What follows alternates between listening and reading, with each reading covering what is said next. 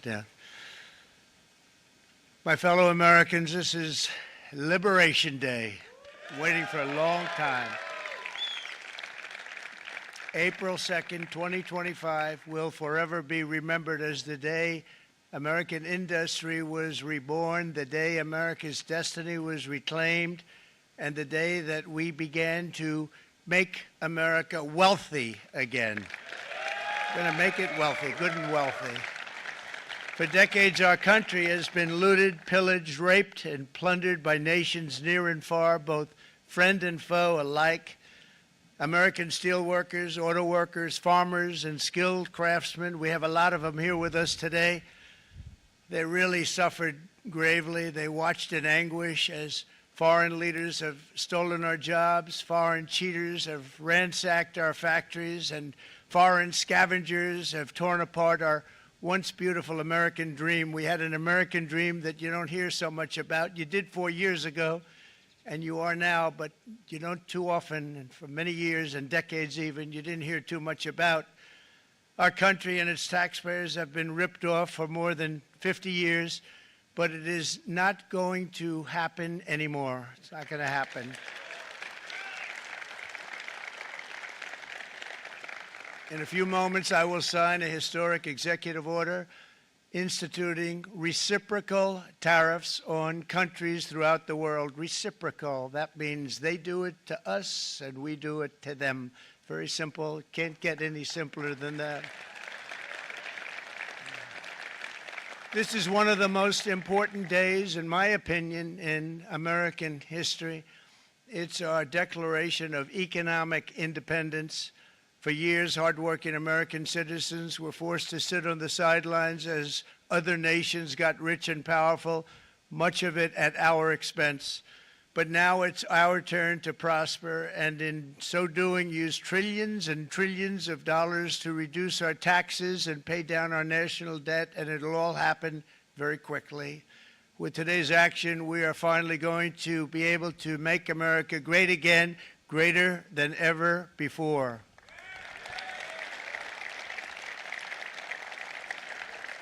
Jobs and factories will come roaring back into our country, and you see it happening already.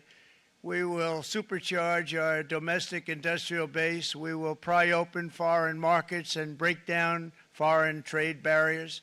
And ultimately, more production at home will mean stronger competition and lower prices for consumers. This will be indeed the golden age of America. It's coming back. We're going to come back very strongly. We're pleased to be joined on this momentous occasion by Vice President J.D. Vance. J.D., thank you. Thank you. Thank you very much. Where are you, J.D.? No, that wasn't too hard to find. I was looking, you know, he likes to take a low-key attitude, so it'd usually be sitting right in front. He's gaining a lot of confidence, Mike, isn't he? And nearly my entire cabinet is here, as well as Speaker Mike Johnson, who's done an amazing job. And with the great success we had last night in Florida, we have a majority of 7. And 7's like a lot when we had it at 1, right? You've done a fantastic job. And many of the members of the House and Senate are with us. Senators, Congressmen, thank you all for being with us. We appreciate it. For decades, the United States slashed our trade barriers on other countries, while those nations placed massive tariffs on our products and created outrageous non-monetary barriers to decimate our industries. And in many cases, the non-monetary barriers were worse than the monetary ones. They manipulated their currencies, subsidized their exports, stole our intellectual property, imposed exorbitant VAT taxes to disadvantage our products, adopted unfair rules and technical standards, and created filthy pollution havens. They were absolutely filthy, but they always came to us and they said, we're violating, we should pay for it. It's all detailed in a very big report by the U.S. Trade Representative on foreign trade barriers, and I'll just hold it up for you. It's available, and you don't have to pay too much. As I understand it, you'll pay nothing.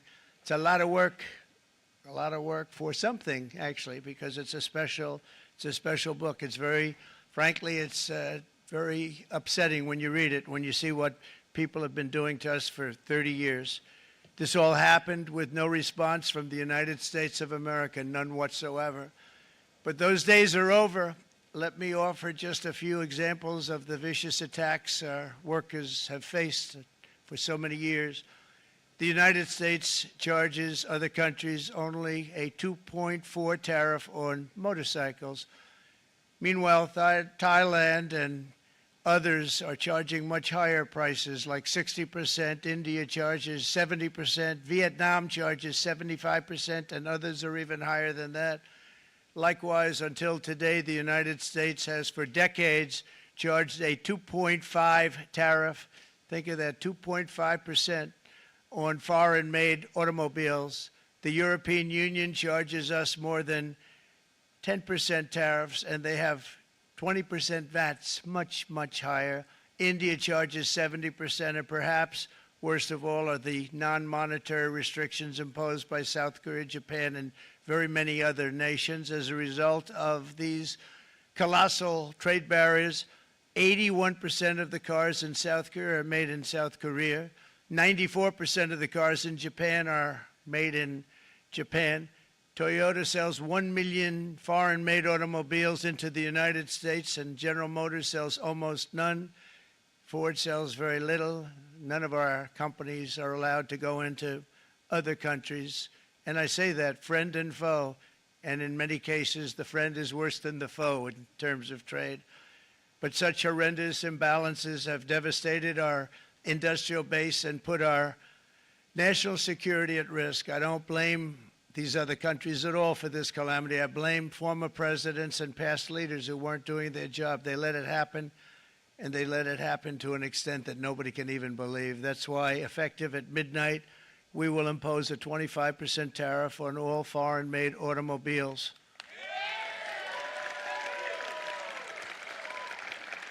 Thank you. Brian, I'd like to have you come up here for a second, okay? I just see him sitting. He's been a fan of ours, and he understands this business a lot better than the economists, a lot better than anybody. Brian, say a few words, please, would you? Thank you, Mr. Thank you. President. It's a great honor to have you. Thanks. Thank you, Mr. President. I grew up just north of Detroit, Michigan, in Macomb County, known as the home of the Reagan Democrats. My first vote for president was for Ronald Reagan. I thought that was going to be the best president I ever saw in my lifetime until Donald J. Trump came along. I have watched my entire life, I have watched plant after plant after plant in Detroit and in the metro Detroit area close. There are now plants sitting idle. There are now plants that are underutilized, and Donald Trump's policies are going to bring product back into those underutilized plants. There's going to be new investment. There's going to be new plants built. And the UAW members, and I brought 20 of them with me, they're sitting right over here.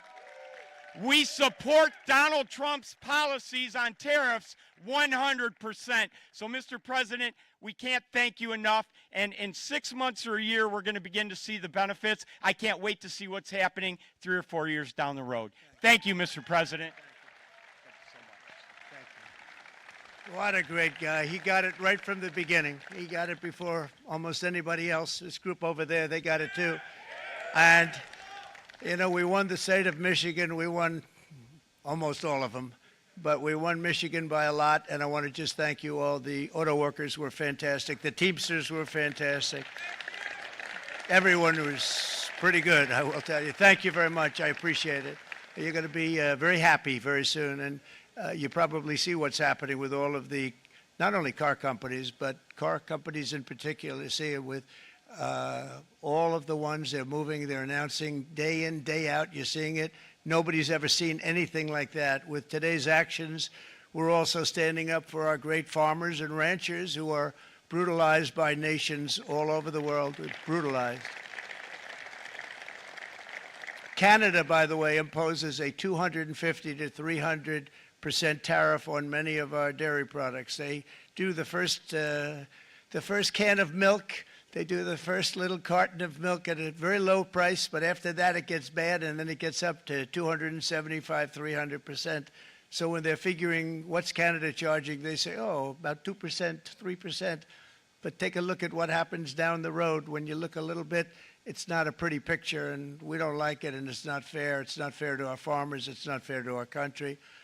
And with countries like Canada, you know, we subsidize a lot of countries and keep them going and keep them in business. In the case of Mexico, it's $300 billion a year. In the case of Canada, it's close to $200 billion a year. And I say, why are we doing this? Why are we doing this? I mean, at what point do we say, you got to work for yourselves, and you got to, this is why we have the big deficits. This is why we have that amount of debt that's been placed on our heads over the last number of years, and we're really not taking it anymore.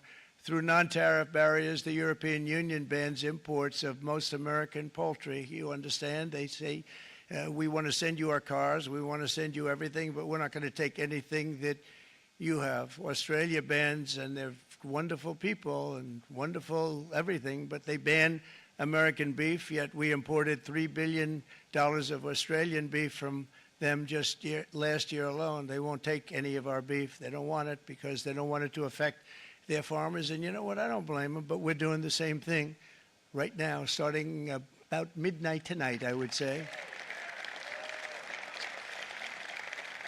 And China charges American rice farmers an overquota, it's called, a tariff rate of 65%. South Korea charges 50%.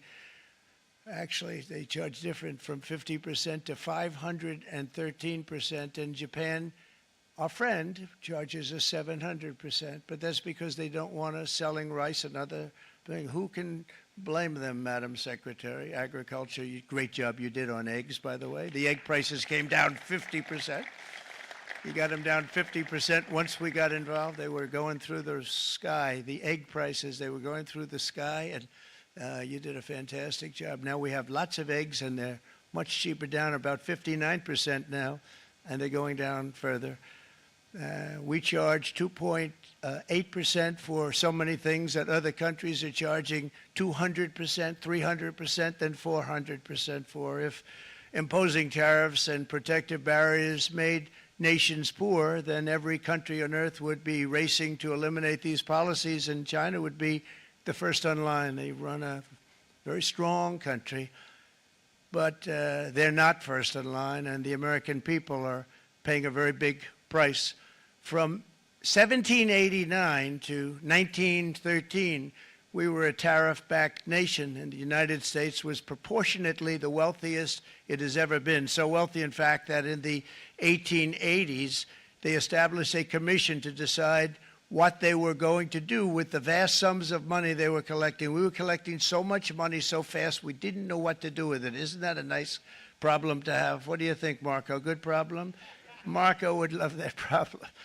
But we don't have that problem anymore, but we're not going to have it very much longer, I will tell you. But they collected so much money, they actually formed a commission to determine what they were going to do with the money, who they were going to give it to, and how much.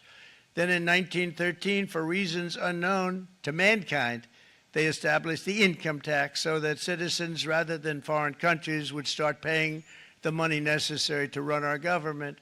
Then in 1929, it all came to a very abrupt end with the Great Depression, and it would have never happened if they had stayed with the tariff policy. It would have been a much different story. They tried to bring back tariffs to save our country, but it was gone. It was gone. It was too late. Nothing could have been done. It took years and years to get out of that depression, far longer than even FDR had that office right over there for a long period of time. The ramp system, that's rather intricate, was built because of him, and every time you walk up, you think of him, and he did a great job in many ways, but it lasted long beyond his terms, as you know. But it's not too late any longer, and we're going to start being smart, and we're going to start being very wealthy again. We're going to be wealthy as a country because they've taken so much of our wealth away from us. We're not going to let that happen. We truly can be very wealthy. We can be so much wealthier than any country. It's not even believable, but we're getting smart. Nearly a century later, in the face of unrelenting economic warfare, the United States can no longer continue with a policy of unilateral economic surrender. We cannot pay the deficits of Canada, Mexico, and so many other countries. We used to do it. We can't do it anymore. We take care of countries all over the world. We pay for their military. We pay for everything they have to pay. And then when you want to cut back a little bit, they get upset that you're not taking care of them any longer. But we have to take care of our people, and we're going to take care of our people first. And I'm sorry to say that.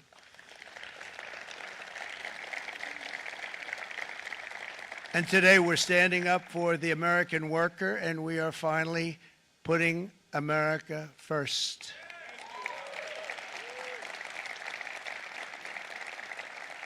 In Sleepy Joe Biden's last year in office, the United States hemorrhaged 100,000 manufacturing jobs, and the number was going through the roof at levels never seen before.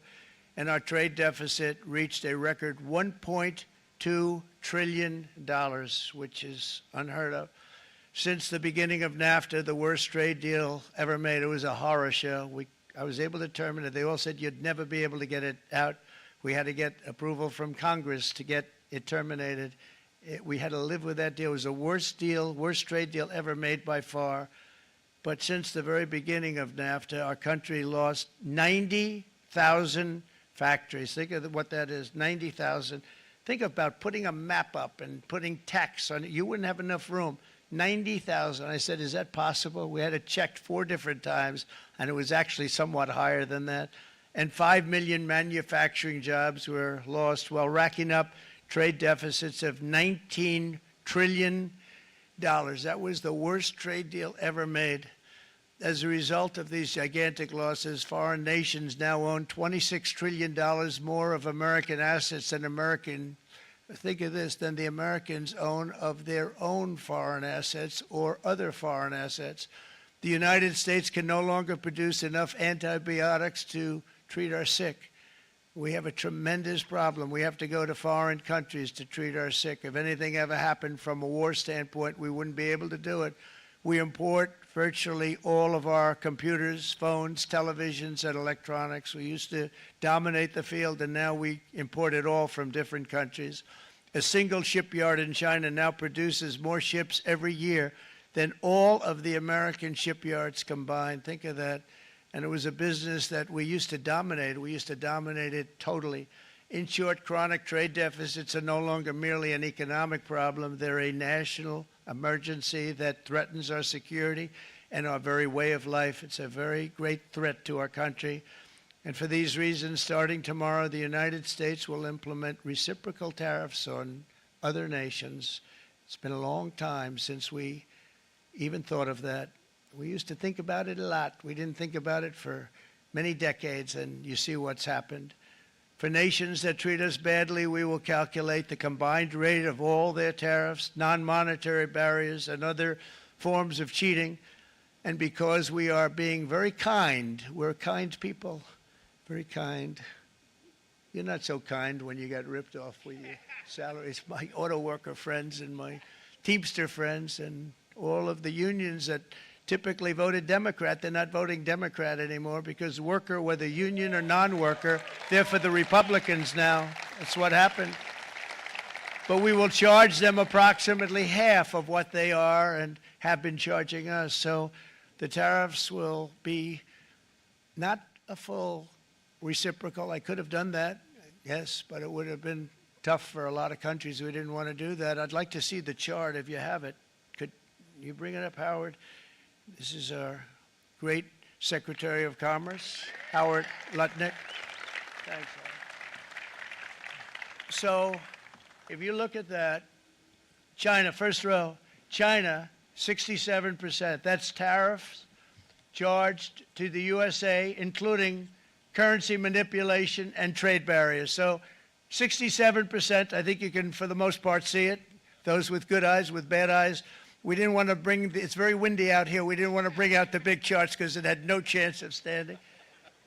Fortunately, we came armed with a little smaller chart. So it's 67%, so we're going to be charging a discounted reciprocal tariff of 34%. I think, in other words, they charge us, we charge them less. So how can anybody be upset? They will be because we never charge anybody anything, but now we're going to charge. European Union, they're very tough, very, very tough traders. You know, you think of European Union, very friendly. They rip us off. It's so sad to see. It's so pathetic. 39%, we're going to charge them 20%, so we're charging them essentially half. Vietnam, great negotiators, great people. They like me, I like them. The problem is they charge us 90%. We're going to charge them 46% tariff. Taiwan, where they took all of our computer chips and semiconductors. We used to be the king, right? We were everything. We had all of it. Now we have almost none of it, except the biggest company is coming in. We're going to end up with almost 40%. Lee Zeldin's working to get their approvals. And it's an amazing company. Mr. Wei, of one of the great companies of the world, actually. They're coming in from Taiwan, and they're going to build one of the biggest plants in the world, maybe the biggest for that. But 64%, we're going to charge them 32%. Japan, very, very tough, great people. And again, I don't blame the people for doing it. I think they're very smart in doing it. I blame the people that sat right in that Oval Office, right over there, right behind the Resolute desk or whichever desk they chose.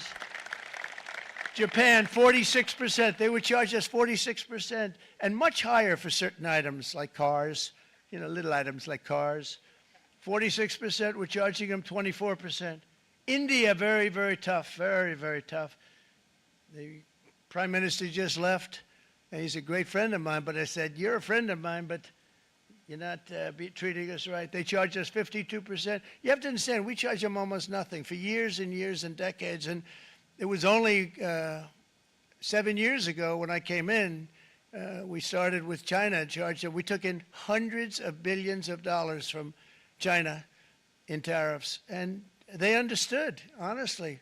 President Xi understood. He said, look, I understand, and the other countries, and they all understand. We're going to have to go through a little tough love, maybe, but they all understand. They're ripping us off, and they understood it. Prime Minister of Japan, Shinzo Abe. He was a fantastic man. He was unfortunately taken from us, assassination. But I went to him and I said, Shinzo, we have to do something. Trade is not fair. And he said, I know that, I know that. And he was a great gentleman. He was a fantastic man, but he understood immediately what I was talking about. I said, Shinzo, we have to do something. He said, I know that. And we worked out a deal, and it would have been a much better deal, but frankly, there were many years left on the deal that was made previous to my getting there, but it was something. If you look at Switzerland, 61% to 31%. Indonesia, Malaysia, Cambodia. Oh, look at Cambodia, 97%. We're going to bring it down to 49. They made a fortune with the United States of America. United Kingdom, 10%, and we'll go 10%. So we'll do the same thing. South Africa, 60%, 30%, and they've got some bad things going on in South Africa. You know, we're paying them billions of dollars, and we cut the funding because a lot of bad things are happening in South Africa. The fake news ought to be looking at it. They don't want to report it. Brazil, 10%, 10%. Bangladesh is 74%. So you see what's going on. Pakistan, 58%. Sri Lanka, 88%. So what we're doing is we're taking not the full, we could take the full 88%. Thanks a lot. He's doing a very good job. How's he doing, all right? I think you better take it with you. It's not going to last very long. He's going to put it, it's going to follow you down with the wind. I brought a hat just in case it got too windy, but here, would anybody like a hat? I'm not giving it to a cabinet. I'm giving it to the auto workers. Come here.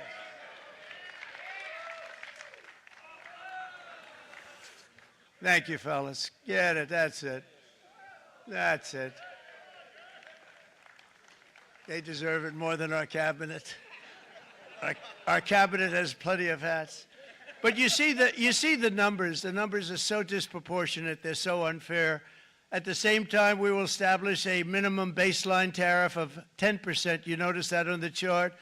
And that'll be on other countries to help rebuild our economy and to prevent cheating. So we're going to have a minimum of cheating, and we're going to be very severe on the people that at the gate that watch the tariffs and watch the product coming in, because there's been a lot of bad things happening at the gate because the money is so enormous that you're talking about. There's never been probably anything like it in terms of the enormity. And there are a lot of bad things happen at the people that do the check-in, and they're looking at 10-year jail sentences if they do play. We're going to treat them so good, but if they cheat, the repercussions are going to be extremely strong.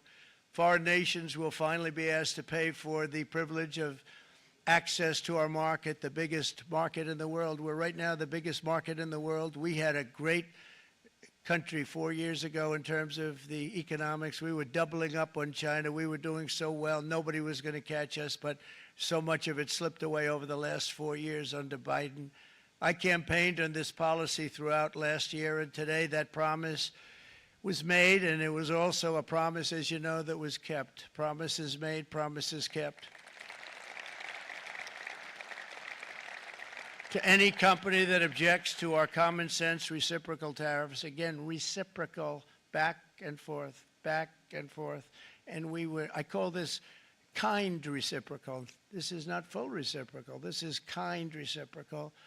But what we do is we cut it in half. We charge them. My answer is very simple if they complain. If you want your tariff rate to be zero, then you build your product right here in America, because there is no tariff if you build your plant, your product in America. And we've seen companies coming in like we've never seen before. Likewise to all of the foreign presidents, prime ministers, kings, queens, ambassadors, and everyone else who will soon be calling to ask for exemptions from these tariffs. I say, terminate your own tariffs, drop your barriers, don't manipulate your currencies. They manipulate their currencies like nobody can even believe, which is a bad, bad thing and very devastating to us. And start buying tens of billions of dollars of American goods. Tariffs give our country protection against those that would do us economic harm. And many people were looking to do us economic harm. Maybe not so obviously, but they were doing tremendous economic harm. But even more importantly, they will give us growth. These tariffs are going to give us growth like you haven't seen before, and it'll be something very special to watch. I am so looking forward, and Brian, it's going to happen even faster than you said. You know, you might say, but it's already started. It's already started. Work's already begun on plants all around the country, and you see that as before. These are big, rich companies. We have $61 billion started on a big plant going up. It's going to be announced over the next 2 days, and they already started work. Many of these the biggest companies in the world, they've committed to build, build, build. We're going to build, build, build, sir. And they came here to see me, and they wanted to know if they could have a press conference. I do as many as I can. I'm pretty busy trying to stop Russia and Ukraine and the Middle East. We got to stop that. We got to stop the Houthis, which we're making tremendous. They like shooting ships down and out of the water, sinking ships. They get a kick out of it, but they're not getting such a kick out of it now, are they, Mr. Secretary? They're not getting such a kick out of that now. But here are just a short list of some of the companies that have already announced and committed to investment. And this is a company that built its factories and its plants in China. Apple is going to spend $500 billion. They never spent money like that here. They're going to build their plants here. SoftBank, OpenAI, and Oracle, great companies, are investing $500 billion almost immediately. NVIDIA, a hot company, is investing hundreds of billions of dollars. They just announced. TSMC, the biggest, most important company in the world of chips from Taiwan, with no investment from us, is investing $200 billion. And they said the reason was, number one, the election of November 5th, and number two, the tariffs. They don't want to pay the tariffs, and the way they're not paying it is to build their plant here. So we're going to go from almost no percentage. We used to have 100% of the chip market. Now it's all in Taiwan. Almost all of it's in Taiwan. A couple of other countries, but mostly in Taiwan. And think of it. We had 100%. We lost it because of people in that office that didn't do their job. They allowed it to be stolen from us. Johnson & Johnson, great company, $55 billion. Eli Lilly, $27 billion. Meta is investing $500 billion. Wow. DeMac is investing $20 billion. CMA CGM, $20 billion. And then you have Merck and Clarios, Stellantis, General Motors, GE Aerospace, Honda, Nissan, Hyundai are all putting in billions and billions of dollars, and they're committed 100%. So. And we've never had, and this is after 2.5 months. This is after just a short, this all took place as soon as we came out with what everybody wanted to do. You know, I watched a gentleman today on television. He used to work with Lee Iacocca, a very respected automobile person, and he said, you know, because they're asking people, and they try and get as many negative people as they can, but they can't find them too much. It's pretty hard to find in terms of what we're doing, especially when they see all this investment. They said, so tell me, what do you think of what Trump is doing from the automobile standpoint? He said, I can't believe it. Somebody is finally, he's an older guy, real pro, really top guy, with Lee Iacocca. He said, I never thought I'd see the day when this would happen, where somebody had the courage to go and do what has to be done. This is transforming our nation. Our entire nation is going to be transformed, not only with the cars, but on every single other item that's built. We're going to become an industrial powerhouse. And he said that so beautifully today. In fact, I'm going to find out, I'm going to get a tape, and Bruce, I'm going to get that tape, and I'm going to send it to you out in Long Island, and you're going to play it for the people. And all your union workers and your non-union workers out there, you got a pretty even split. But we have, so far, it looks like we're going to have about $6 trillion of investments, and you wouldn't do that in years in this country over the last number of years. $6 trillion, and that's going to be much higher by the end of the year. And think of what $6 trillion is. You wouldn't have even a small percentage of that under this other system. We're going to be an entirely different country, and it's going to be fantastic for the workers. It's going to be fantastic for everyone. There will never have been a transformation of a country like the transformation that's already happening in the United States of America. It's an incredible thing to watch, and it's incredible to meet with the top people, people that you read about, very wealthy people, or people that are great managers and executives and presidents of big public companies, and to watch the enthusiasm they have now that they didn't have. They gave up on our country. They went to foreign countries and they built. Companies are pouring into our country at levels never seen before, with jobs and money to follow, and it's really beautiful. In the coming days, there will be complaints from the globalists and the outsourcers and special interests and the fake news. Always, the fake news will always complain. But never forget, every prediction our opponents made about trade for the last 30 years has been proven totally wrong. They were wrong about NAFTA. They were wrong about China. They were wrong about the Trans-Pacific Partnership, which would have been a disaster if I didn't terminate it. If I didn't terminate that, United Auto Workers, you would have had no jobs in this country. You would have had no jobs. It was all going to other countries. In my first term, they said tariffs would crash the economy. Instead, we built the greatest economy in the history of the world. And again, I have great respect for President Xi of China, great respect for China, but they were taking tremendous advantage of us, and I commend them for that. I say, hey, if you can get away with it, that's okay. But, you know, they understand exactly what's happening, and they probably, most of them are saying it's about time they did something, but and they're going to fight, and they're going to fight fair. Everyone's going to fight. You know, it's like, I say to the leaders, look, you got to take care of your country, but we have to start taking care of our country now. We can't do what we've been doing for the last 50 years. From the day of my election, the stock market went up in my first term 88%, with NASDAQ going up 155%, more than any president has ever had in any term in office, by far. And I think we're going to blow that away. And maybe the numbers won't show, but I think they're going to show much better than even those numbers. But what you're going to see is you're going to see activity, that empty, dead sites, factories that are falling down. Those factories will be knocked down, and they're going to have brand new factories built in their place. They're not only talking about renovating, they're talking about brand new, the best anywhere in the world, the biggest anywhere in the world. I have a friend who builds car plants, and I said, I want to see the biggest and the best. He said, well, we have to go to Mexico. I said, no, I want to see it in the United States. He said, we're not building them in there. This is a year and a half ago during the campaign. He said, we're not building, you'd have to go to Mexico. When I was starting to decide to run, and I went to number one in the polls very rapidly, I want to say, like let's say in the first hour, and then shortly thereafter, it looked like I was going to win, and the fake news was saying, "Oh no, don't do this." What they don't know is if I didn't win, they would have really been in trouble, because nobody wants to read them anyway. But I tell you what, when it looked like I was going to win, I announced that I was going to be doing exactly what we're talking about today. Great consistency, actually, because I've been talking about it for 40 years.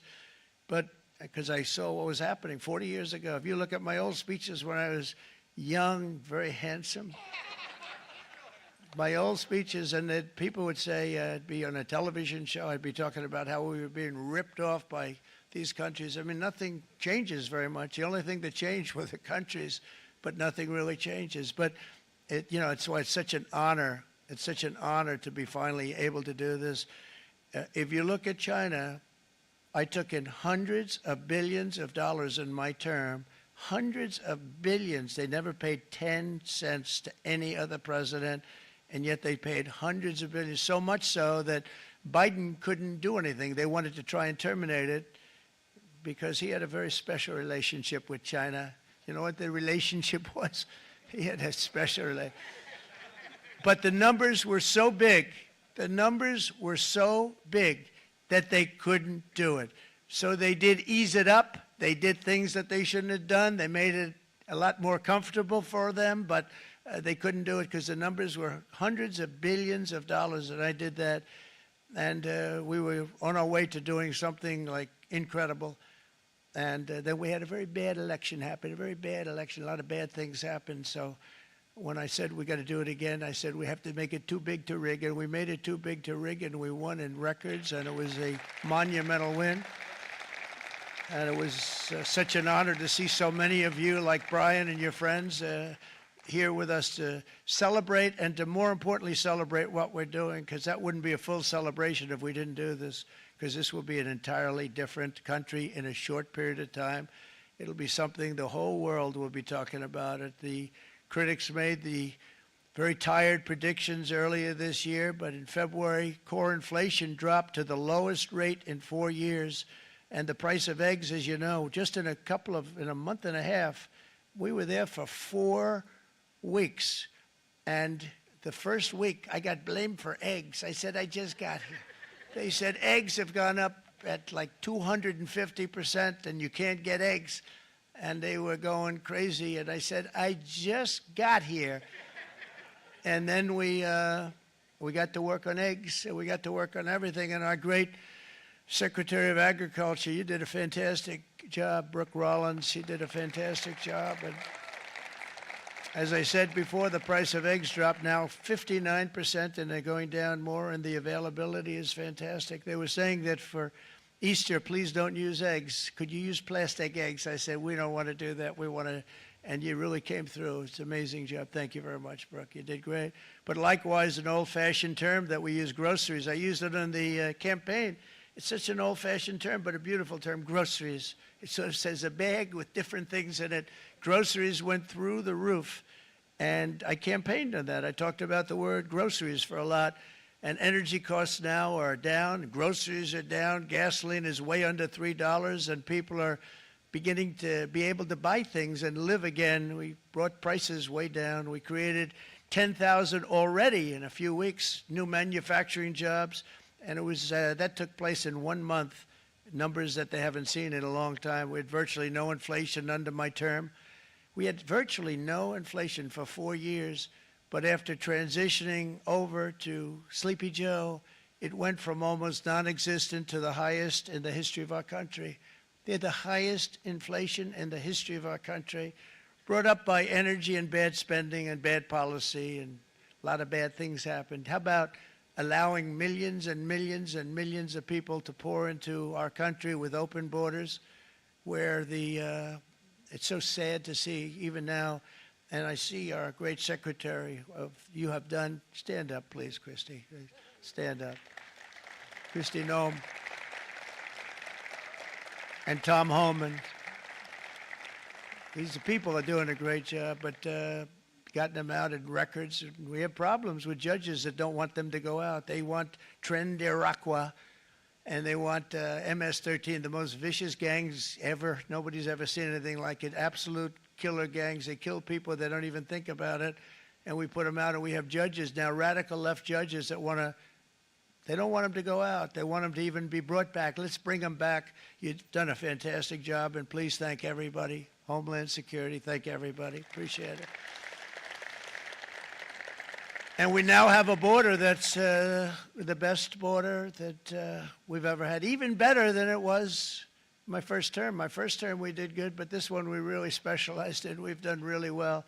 And we had records then. We had the best, safest border. 4 years ago, we had the best border there ever was. And now we have, you've actually matched it and done even better. And we're going to get it down the right way. And we want people, by the way, to come into our country, but we want to come in through a legal process. We want them to come in legally. We need more people. We need people to run these plants and to help the auto workers and the Teamsters and the non-union people and everybody else. But we need people and the farmers. And we're going to let people come in, but they want to come in. We want them to come in legally. They have to have the capability of loving our country, not people that hate our country. We don't want them in our country. And now we're going to pass the largest tax cuts in American history, and that's where we're relying on Mike and John Thune. And we will not cut Social Security, Medicare, or Medicaid benefits, and the Democrats will, because if they got in, the entire economy would collapse. This country was heading for a collapse under the people that you saw. They were horrible. I think one of the reasons people like the job, I have my highest approval ratings because I think they're comparing me to the worst administration in the history of our country, so I appreciate that at least. But Speaker of the House Mike Johnson and Senate Majority Leader, appreciate it, Mike. John Thune have been fantastic, by the way.